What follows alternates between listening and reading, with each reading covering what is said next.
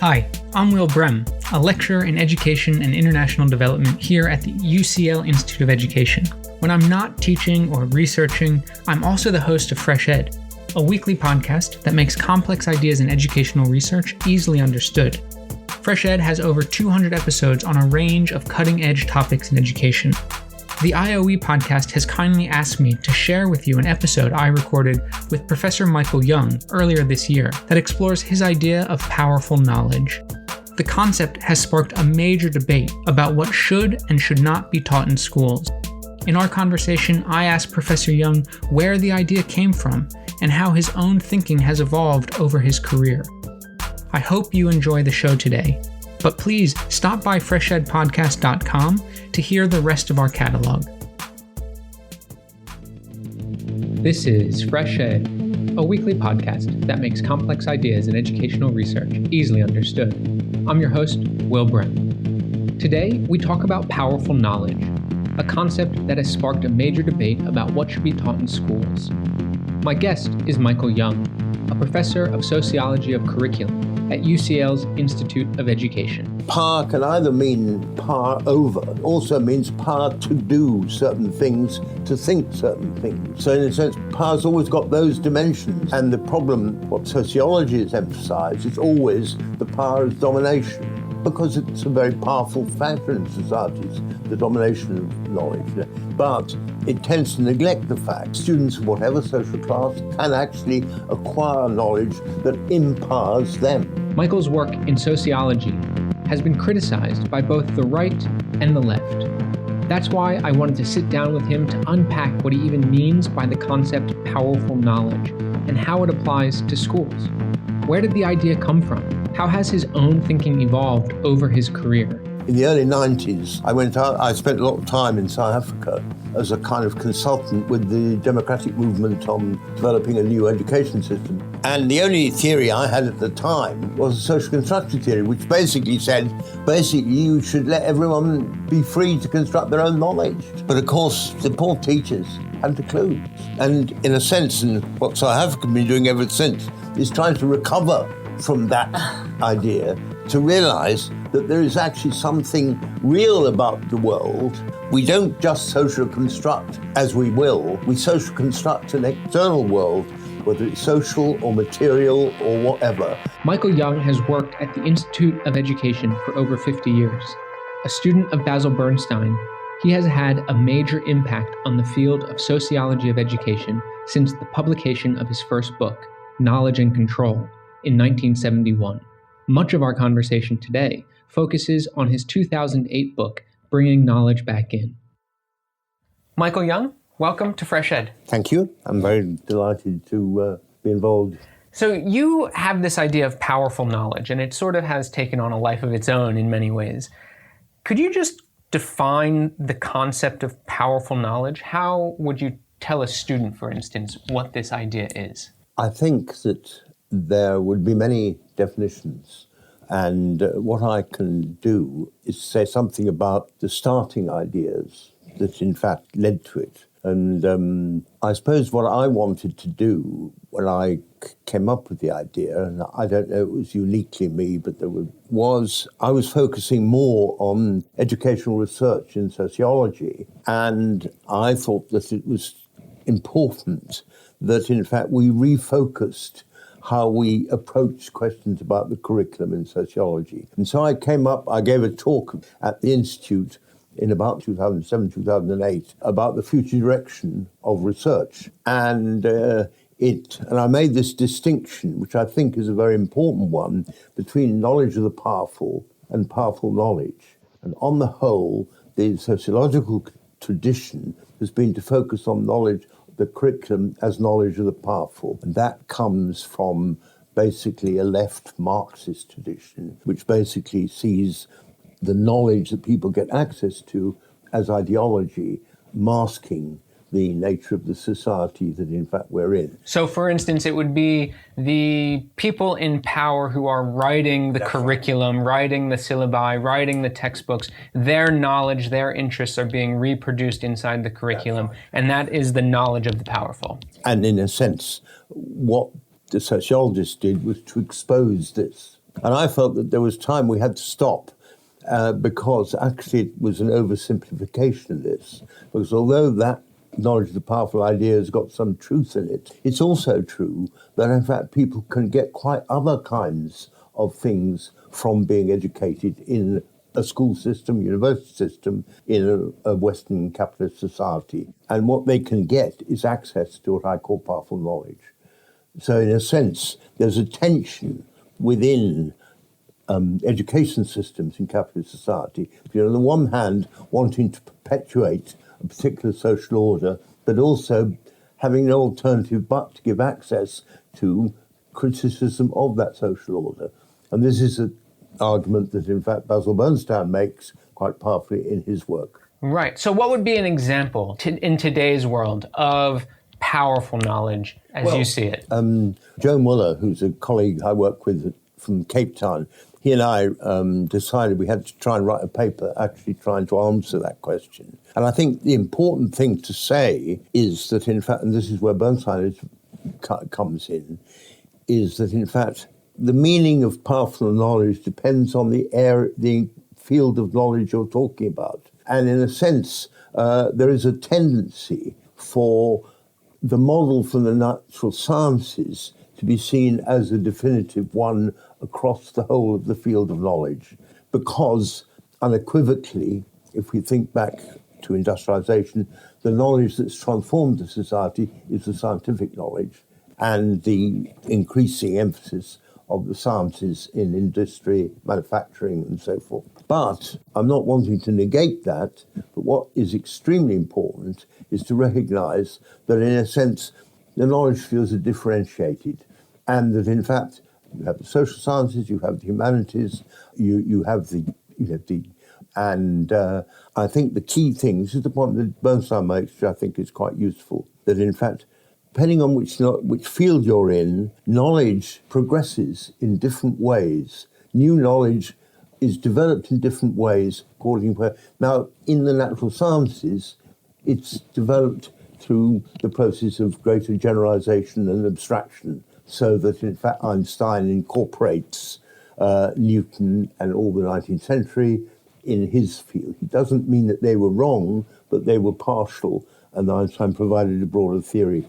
Quantum theory and so forth is an attempt to combine those. And there's the endless attempt in physics, which is to bring, in a sense, relativity and quantum theory together. Right. So basically, powerful knowledge, in a way, you're saying is that once you differentiate between fields or disciplines, there are different sort of traditions within those disciplines that sort of legitimate powerful knowledge. And I think one of the words you use is specialized knowledge. So what's the difference between specialized knowledge and, say, non-specialized knowledge? Well, non-specialized knowledge is the knowledge that's developed without reflection in communities and is valuable to make sense of the world that people grow up in. So that, in a sense, non-specialized knowledge is about the streets you live in, whether there's a shop here or there, what buses go and where they go. That's everyday knowledge, as discussed,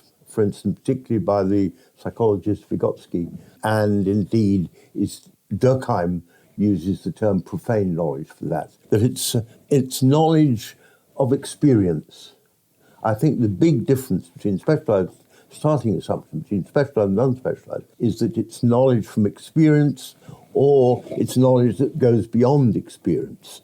And that, in fact, I quite often give the example that, in fact, a young person in the city knows quite a lot has a lot of knowledge of the city that he or she has grown up in. And at the age, depending of 7 or 8 or 9, he suddenly meets a geography teacher. And the geography teacher has specialized knowledge of cities, what happens to them, how they've changed, different parts of the city effect in different kind of ways.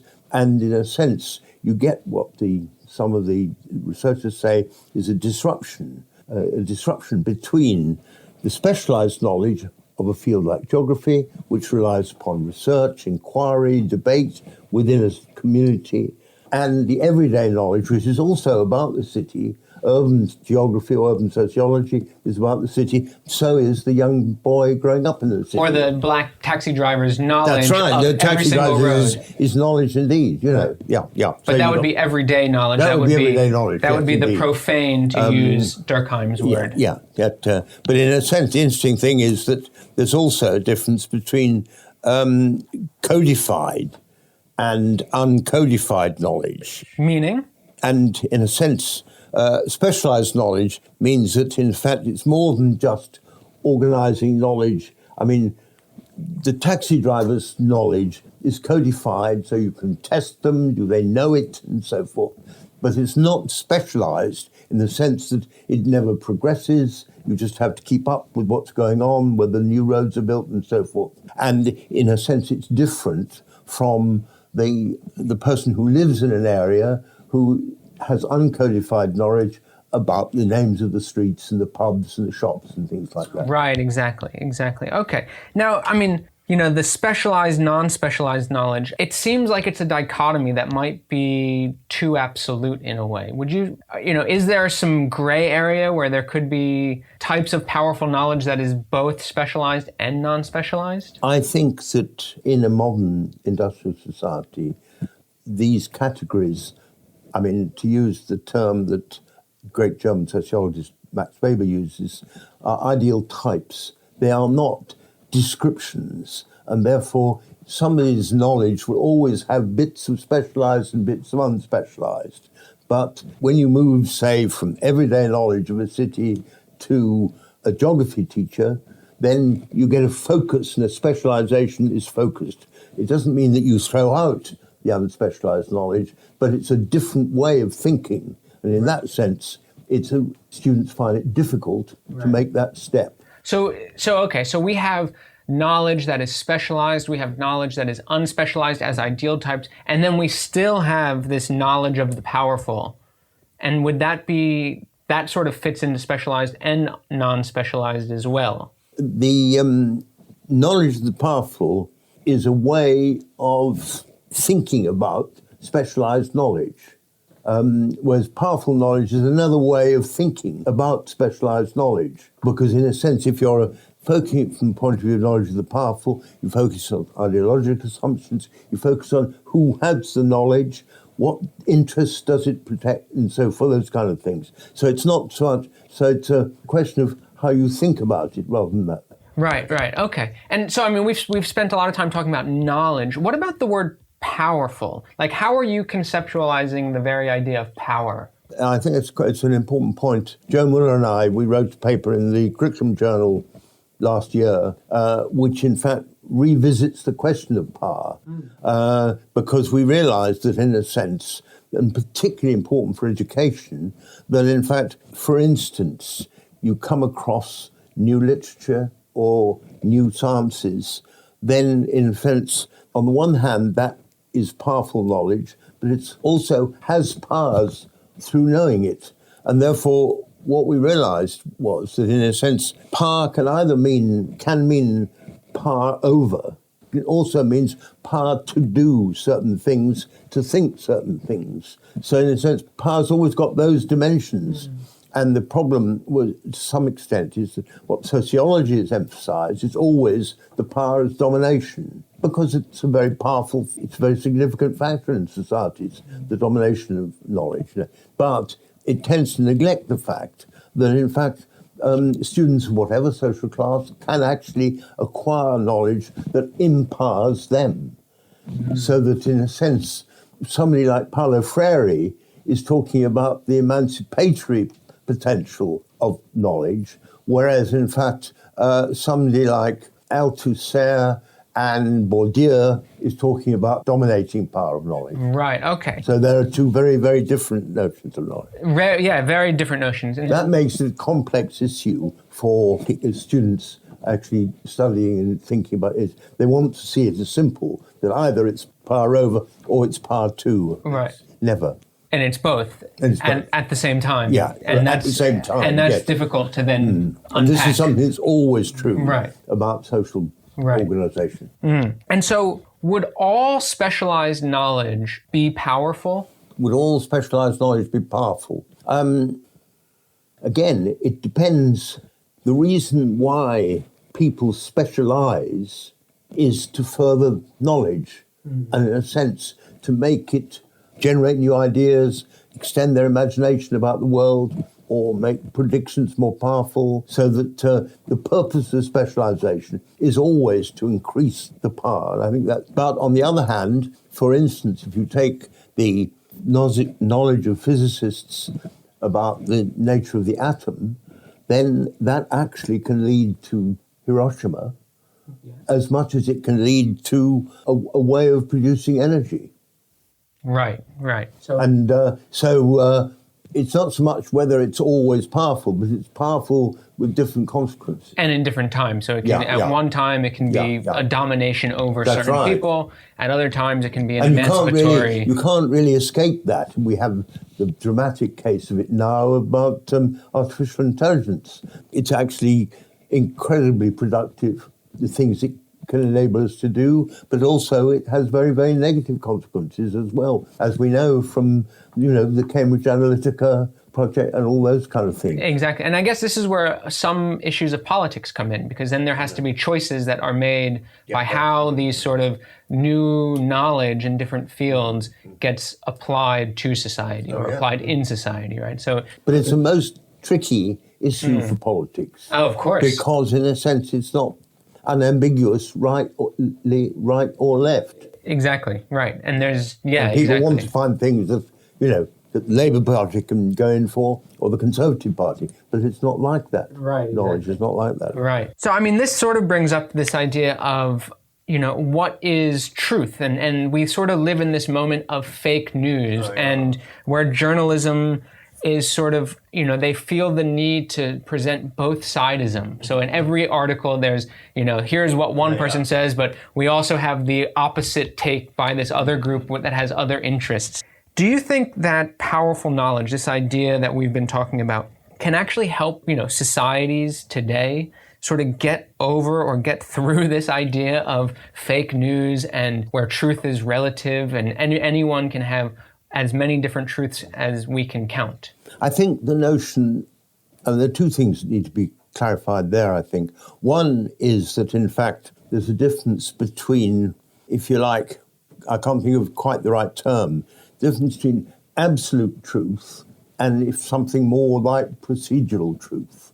Right. There is, and in a sense, I would use the term for procedural truth, better knowledge, rather than, in fact, another version of truth. There's always better knowledge, and that takes you back to the fact there's better knowledge in different disciplines. There's better plays, better films, and then the reason, what better means is that you can get the background, the argument, the evidence, and so forth for why you claim to be better. And it's very, very important that, in fact, school education in particular actually focuses on better knowledge. So isn't one person's idea of better different from another's? Well, it's potentially better, but in a sense, one of the things that schools try to do is to give students access to the specialized communities who spend their life on trying to clarify the better knowledge. And that gives the historians, they don't have an answer. Anybody can have a view about the origins of the American War of Independence or whatever. But what historians do can document to you what happened and why and the arguments that they can make. And in a sense, and therefore we turn to them, but we don't turn to them for an absolute truth. We turn to them because, in fact, the way that the issue, I would say the way it's important for everybody to be thinking about knowledge, not necessarily about powerful knowledge. That's not always that helpful. Right. But in a sense, if they think about powerful knowledge, they'll realize that they're involved in some judgment, but there are limits to their judgment because of specialization. I can't make a judgment about some technical thing involved in artificial intelligence, but I can make some broader judgment about what assumptions about intelligence the AI people are making, because that's what philosophers and sociologists do. So it's a question of where your own specialization applies. So, it's interesting, this idea of trying to, view specialized knowledge or view powerful knowledge within specialized fields, within specialized disciplines. Because at the same time, in higher education, we hear a lot about trying to be cross-disciplinary, transdisciplinary, trying to not simply work within single disciplines, but work across disciplines to get at certain issues that don't fall neatly in one area, right? So for instance, one example that I can think of is climate change, right? Because that obviously has issues that not only impact, environmental studies and physics and, but also sociology, also technology. So how do you understand, or how can cross-disciplinary thinking fit within ideas of powerful knowledge? Climate change, I'm not a geographer, but climate change is a very interesting example, because there was a debate about whether, in fact, climate change should be introduced or not, and it's in the primary school. And some people thought it should because it's relevant and practical and happening every day. I would make the argument that, in fact, that is fine, but if you don't really know what climate is, then to think about the consequences of climate change is absurd. So I would take the view that, in a sense, the starting assumption of schooling is to focus on, if you like, disciplines which provide you with the intellectual basis for being transdisciplinary. Right. And I wouldn't introduce, and certainly I used to teach chemistry as a school teacher, and I used to feel much happier. I often had to teach physics and biology, but I didn't know much, and I didn't feel that I was such a good teacher then, whereas I knew my subject, and that's why people could basically get excited about it if I taught them, and also they could learn. So I think that, in fact, it's very important to see the interrelationships between the discipline or the subject and the interdisciplinary inquiry. Because, of course, if you look at for instance, UCL's range of research, a lot of it is interdisciplinary. But the people who work in interdisciplinary fields have a strong background in some discipline or other. Right. So you need to specialize in a particular knowledge tradition, yes. But then you also have to have the skills to be able to talk to people and work with people in other disciplines. But I think that what's really important there is, particularly at the school level, it's slightly different, but similar to the university level, is that, in fact, what a subject, because we tend to talk about subjects in schools, disciplines in universities. Right. A crude distinction, but nevertheless. That what's very important, I think, is that, in fact, if you come to school from your everyday knowledge, a subject gives you a sense of your identity as a learner, of whether you're progressing, what's better knowledge and what's less good, and in a sense it provides an important resource for you, because, and also at some point or other, you may come across the boundaries of the subject, and then you know what you can speak about and what intent you need to inquire or talk to colleagues in other subjects and so forth. So I think the boundaries between subjects have a very important role for the progress of learners. Right. And we've gone against that. I now find I don't teach master's courses as I used to, but what I used to find was that, in fact, the disciplines had got broken up, and there were these interdisciplinary modules. And I would have 20 or 30 students, and some of them had never done any sociology before, some of them had done lots. And that's not the best context for taking them on. Because how do you teach such a diverse group and of I'm students? not sure you do. You see, I think that they would be better to have done some courses in sociology or economics and psychology. Before moving up to... Then move up. Right. And going back to this issue of climate change, so before you can learn about what's happening in climate change in a cross-disciplinary way, you need to have the real good foundation of what climate is. And it's quite an abstract concept, climate. It sure is, yeah. Like weather and all these things, And, And climate is not weather. It's No, it's not. No, exactly. That's important, So what then do you think of someone like Greta Thunberg? You know, she's the 16, 17-year-old that is making all of these speeches and sort of leading a massive social movement across the world to get politicians to address the issue of climate change, or what she calls the climate crisis. Like, is she working in powerful knowledge, or is this more of the everyday knowledge? Like, how would you understand the phenomenon of Greta Thunberg? Well, that's a good question, actually. I mean, she's obviously a very bright and thoughtful girl, no question about it. And she's thought a lot about the issues and so forth. But I don't think she's so much a leader. I think she's being used, and I don't use that negatively, that people think, well, if we can show that there's somebody of her age who's got these things, she represents something, they may convince some people that in fact another academic who really knows about it, who has the specialized knowledge, which she doesn't have, she's got a concern. And I think we can respect that. But I think she's being used as a sort of, rather like that extraordinary Pakistani girl, Malala. I mean, she got used, got the Nobel Prize, not because in one sense she deserves it, but to symbolize something that she stood for, was a kind of courage and bravery and a kind of concern about, and I think they're very much the same, and I'm sure that Greta will get some kind of Nobel Prize at some point, just because, in fact, for a 16-year-old to do that, everybody thinks it's wonderful. They can't really criticize because she's only 16. Right. But I don't think, it's not the knowledge that's the important thing. It's a symbol of the young girl. I think one of the things that's so powerful about Greta is her ability to take specialized knowledge in the research literature in diverse fields that focus on climate and climate change, and say them in ways that are so easily understood by people, from politicians to other school children, but also to adults, right, who aren't in that specialized knowledge. So I see her almost as translating the specialized knowledge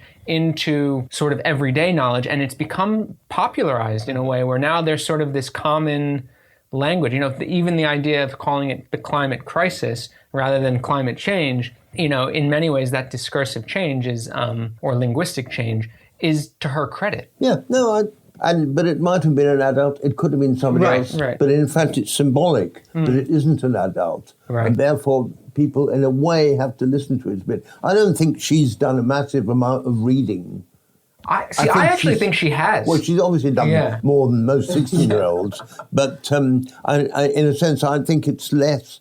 I mean, I agree with you that her ability to articulate and to express in accessible is admirable. It's almost as if she's a specialist in communication rather than in climate knowledge. Yeah, right. I mean, that's a good point, because she really is capable of talking about some of these complex issues. But I think it's her as the symbol rather than just what she says, Yeah, it's complex. She's sort of becoming multiple things, right? As she's getting more and more famous her face is known all over the world. So, I read a little bit about your history before coming into this interview, and it's quite striking that I learned that when you were a young lecturer, I think about probably the same age I am now, in the same institute, you wrote a book called Knowledge and Control. That's right. Which was very much about how knowledge or school knowledge is socially constructed to privilege the ruling classes, those with power, and disadvantage the workers. Fast forward 50 years, we're beginning to sort of, in this conversation today, we're not really talking about the social construction of knowledge anymore. You're talking about powerful knowledge, these disciplinary knowledges. I mean, I realized that in a sense, the development, well, first of all, I think that in a sense, unless you're a very religious person, social construction is a rather banal notion that is true. That all knowledge is humanly constructed by groups of people in particular contexts. And what's important to say about that is that, I think, is that one of the things that's continued is that therefore it's also always potentially accessible to anyone. Because it's a human thing. It's not, it's not God. It's not the universe or something like that. and or some divine being or creator or anything like that. And I think that was, but if you follow through the social construction, you end up by saying, focusing only on the social and therefore, on the whole, on power and true knowledge is the knowledge that the powerful have. You get to knowledge of the powerful, right, and you don't actually get to any understanding of knowledge. The knowledge itself disappears because it's all social. It's a kind of sociological imperialism. Yeah, right. Because it's interesting that in fact, Marx, who was the first social constructivist, if you like, I mean, he had this notion of post the revolution, something more like primitive communism, where everybody was able to do everything. Now, I think that's mistaken. He was an anti-specialization person. And so I think I realized, and I suppose I got a lot of flack for the first time, not the only time in my life, a lot of flack from the academics and people about social constructivism. And rightly, but I want to hold on to the fact that it's still got an element of truth, just that we tended to convert it into the whole truth.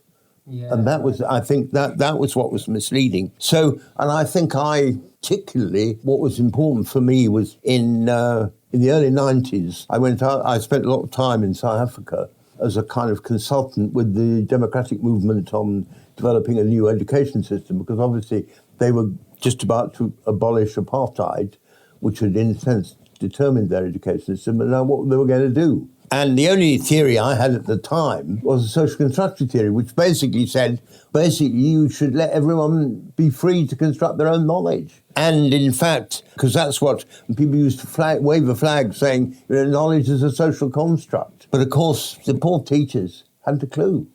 They were there in the schools, and what on earth did they do? And in a sense, there was chaos in the schools. And in a sense, and what South Africa has been doing ever since, is trying to recover from that idea, to realize that there is actually something real about the world. This is where social realism comes. There's something real about the world. We don't just social construct as we will. We social construct an external world, whether it's social or material or whatever, and we try and improve our understanding of that of that world. And then I went back and I came across Durkheim, and I reread Durkheim, who I'd read and misunderstood when I was an undergraduate.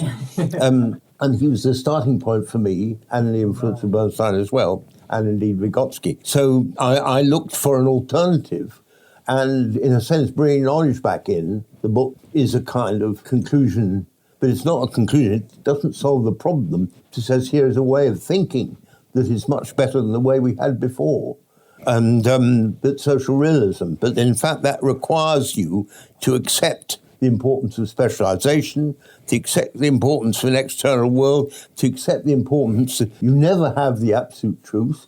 You're always trying to improve it. I mean, the people in quantum physics are trying to improve quantum physics to make it a more adequate account of, of the atom. So from social constructivism to social realism, and now you're bringing knowledge back in and you're working, where to next? Well, I mean, I think that when we came to powerful knowledge and the idea that there is better knowledge and that should be the basis for the curriculum for all pupils, because in England, as you probably know, and probably the same states, we had a kind of diversified model of knowledge that, in fact, for the kids who appeared to be, in quotes, not academic, you would give them something more like everyday knowledge. Right. But, of course, that actually perpetuated the inequalities for them. So, in a sense, the thing that I'm focusing on now primarily is that, in fact, the curriculum is about stipulating the best knowledge, right? And that's fine, that you can do that. But if you're thinking about education, that in fact the educational problem is the stipulation and the transmission problem. And that in a sense, because you can't transmit the knowledge that is produced by researchers, there has to be, Bernstein calls recontextualization of that, and which involves the relationship between the teacher and the pupil.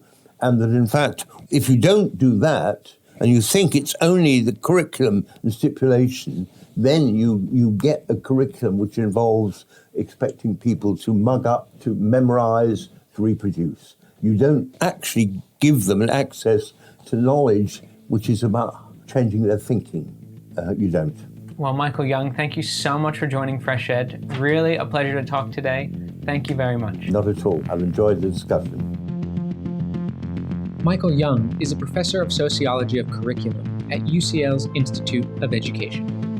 A transcript of today's interview can be found at freshedpodcast.com. Please note that opinions expressed on Fresh Ed are solely those of the host or the guest interviewed, not Fresh Ed, which takes no institutional position.